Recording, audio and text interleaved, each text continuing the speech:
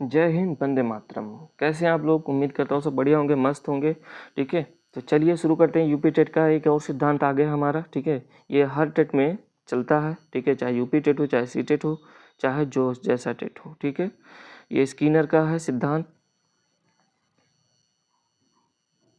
ठीक, स्किनर का क्या सिद्धांत है? स्किनर का क्रिया प्रसूत अनुबंधन का सिद्धांत। ठीक है, इन रेनफोर्समेंट में इन्होंने क्या किया था? अपना पुनर्बल पे अपना योगदान दिया था। ठीक है, इस सिद्धांत का प्रतिपादन, ठीक है, किसने किया था?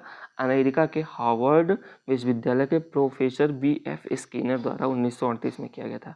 अब पूछ लिया गया, ठीक है, कि क्रिया प्रसूत अनुबंधन का सिद्धांत किसने दिया? तो B.F. स्किनर। ठीक है, स्किनर।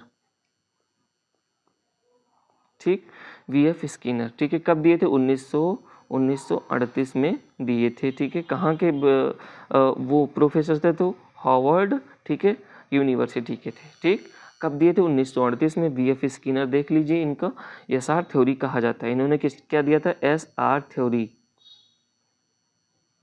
SR थ्योरी के प्रतिपादक कौन थे? ठीक है, V.F. स्किनर थे।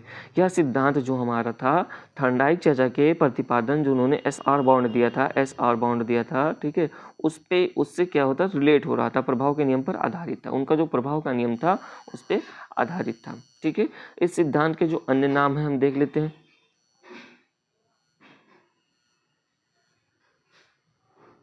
ठीक है, इस सिद्धांत के अन्य नाम क्या है? क्रियात्मक अनुकूलन का सिद्धांत किसने दिया? V.F. स्किनर ने दिया था। ठीक है, सक्रिय अनुबंधन का सिद्धांत किसने दिया? V.F. स्किनर ने दिया था। नैमित्तिक अनुबंधन का सिद्धांत ये डायरेक्ट पूछ लेता है। ठीक है, V.F. स्किनर का कौन सा सिद्धांत है? 4 ऑप्शन दे देगा।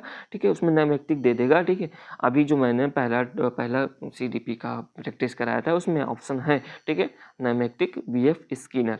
ठीक है, सक्रिय अनुबंधन का अर्थ क्या है? सक्रिय अनुबंधन का अर्थ क्या है? स्किनर ने अधिगम के जिस सिद्धांत का प्रतिपादन किया था उसे सक्रिय अनुबंधन का सिद्धांत कहते हैं। ठीक है, जो अधिगम के सिद्धांत का जो उन्होंने प्रतिपादित किया था उसी को क्या कहते हैं? सक्रिय अनुबंधन का सिद्धांत भी कहते हैं। याद रखिएगा, इसका अभिप्राय ऐसी अधिगम प्रक्रिया से जिसके द्वारा सक्रिय व्यवहार को सुनियोजित पुनर्बलन, ठीक है, पुनर्बलन अगर आ गया तो इस रेनफोर्समेंट यानी पुनर्बलन तो आपको स्किनर ही मारना है, याद रखिएगा, द्वारा पर्याप्त बल मिलने के कारण वांछित रूप में जल्दी जल्दी पुनरावृत्ति होती है। याद रखिए, वांछित रूप में जल्दी जल्दी पुनरावृत्ति होती है, दोहराते हैं जल्दी जल्दी। अगर पॉजिटिव चीजें हो, पुनर्बलन दो प्रकार के होते हैं, एक निगेटिव एक पॉजिटिव होती है। ठीक है, निगेटिव पॉजिटिव कैसे हम आपको समझा देते हैं। पुनर्बलन है जो इनका आर्व रेनफोर्समेंट है, पुनर्बलन है, एक निगेटिव की ओर चला जाता है, एक पॉजिटिव की ओर चला जाता है। निगेटिव की ओर कि आपको अगर कोई चीज़ कोई दे रहा है कि हाँ आप ये काम कीजिए आपको पैसा मिलेगा, ठीक है, तो वो आपको पॉजिटिव की ओर चला जाएगा। अगर आप वही काम करेंगे, अगर थोड़ा बहुत उल्टा करेंगे तो आपको उस पर दंड मिल जाएगा। ठीक है, दंड मिल जाएगा, तो आप वो नहीं करेंगे, निगेटिव की ओर आप नहीं जाएंगे, आप पॉजिटिव की ओर ही जाएंगे। तो पुनर्बलन रेनफोर्समेंट का 2 आधार है, एक निगेटिव एक पॉजिटिव। ठीक है, ऐसे बच्चा कोई भी काम कर रहा है तो अगर वो अच्छे से करेगा, ठीक है, बढ़िया से करेगा, छोटे छोटे टुकड़ों में अगर उसे दिया जाएगा तो वो क्या हो जाएगा? पॉजिटिव की ओर चला जाएगा और वो दोबारा करेगा, दोबारा करने की इच्छा होगी, सफल होगा, दोबारा करने की इच्छा होगी। और निगेटिव की ओर चला गया, ठीक है, अगर उसे कहीं पनिशमेंट मिल गया, कुछ हो गया, कोई प्रॉब्लम हो गई तो निगेटिव की ओर चला गया तो दोबारा करने की इच्छा नहीं करेगा।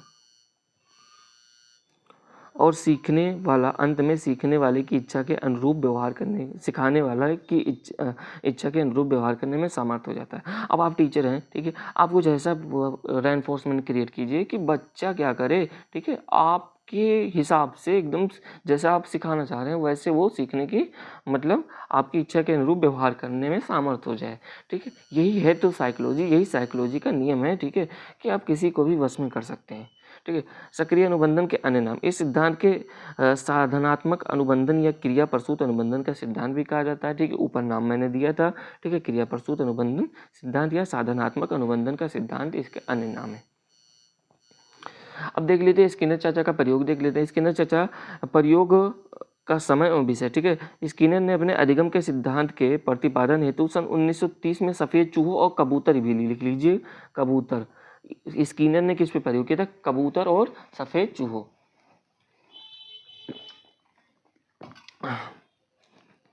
जो स्किनर थे, ठीक है, कबूतर पर प्रयोग किसने किया? स्किनर ने किया था। सफ़ेद चूहों पर प्रयोग किसने किया था? ठीक है, स्किनर ने किया था। लेकिन इनको मान्यता प्राप्त किस पे? सफ़ेद चूहों पे पर एक प्रयोग किया तथा इसके लिए उसने एक विशेष प्रकार का बॉक्स लिया, ठीक है। उस बॉक्स को क्या कहते हैं? Skinner box. इनके चेले थे जो थे उनको इनके जाने के बाद स्किनर बॉक्स नाम दे दिया गया, ठीक है। उस बॉक्स में एक ऐसे एक चूहा रहता था, चूहा को छोड़ दिया जाता था और यहाँ पे एक लीवर लगी रहती थी, ठीक है। यहाँ पे जैसे वो पैर लगाता था तो यहाँ पे एक प्याली द्वारा यहाँ पे भोजन आ जाती थी। लेकिन अगर कहीं वो उल्टा लगा दिया तो उसे क्या मिल जाती थी? तुरंत पनिशमेंट। उसके खट से चट की आवाज़ आती थी, उसके पैर में चोट लग जाती थी। तो भाई अब उसे चूहे को पता चल गया कि अगर हम उल्टा करेंगे तो हमें चोट लग जाएगी, अगर हम सीधा करेंगे तो हमें खाने को मिलेगा।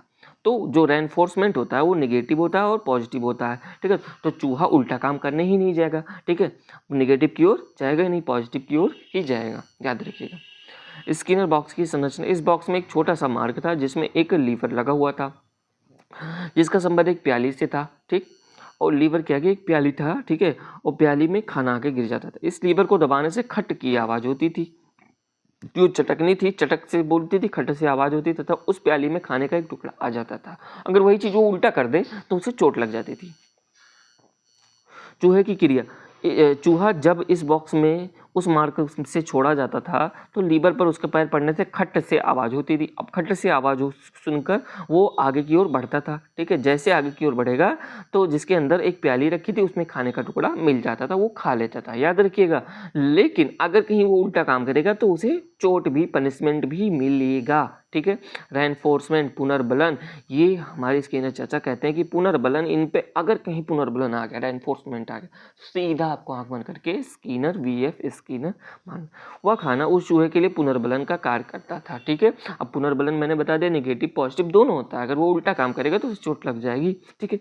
इस बॉक्स में इस प्रकार की व्यवस्था की गई थी कि अन्य किसी प्रकार का शोर नहीं था, ठीक है, एकदम शांत वातावरण था। इस क्रिया को बार बार दोहराया गया।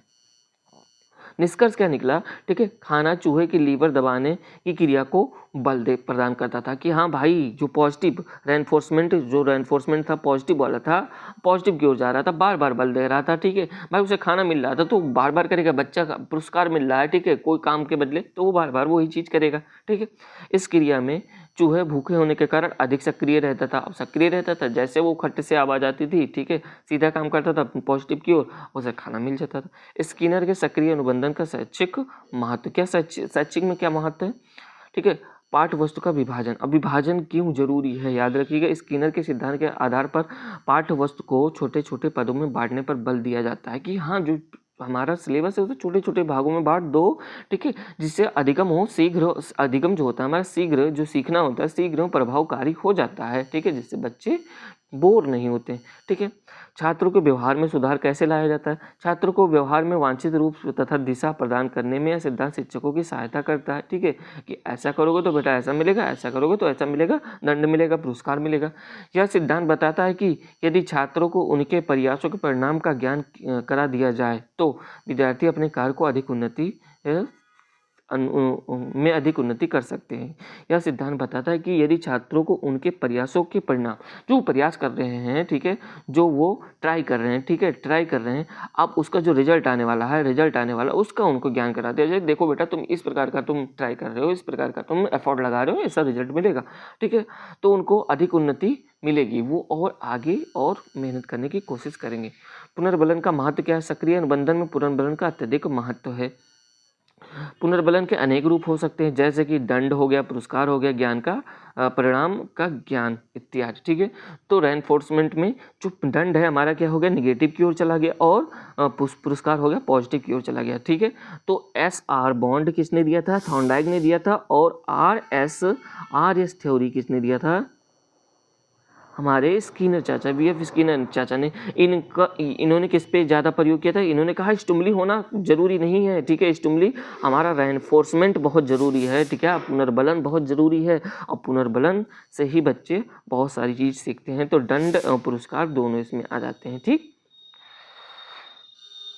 अब हमारा स्किनर का सिद्धांत खत्म हुआ। आपको मिलेंगे नेक्स्ट वीडियो में किसी दूसरे सिद्धांत के साथ। तब तक के लिए चलते हैं, विदा लेते हैं, ठीक है। चैनल पे नए हो तो सब्सक्राइब कर दीजिए, ठीक है, लाइक कर दीजिए, ठीक है, और कमेंट कीजिए। आपको कोई भी प्रॉब्लम हो तो उससे संबंधित हम वीडियो ज़रूर बनाएंगे, ठीक है। तो लाइक कमेंट सब्सक्राइब कीजिए, ठीक है। मिलेंगे नेक्स्ट वीडियो में, तब तक के लिए चलते हैं, टाटा बाय बाय, जय हिंद, वंदे मातरम।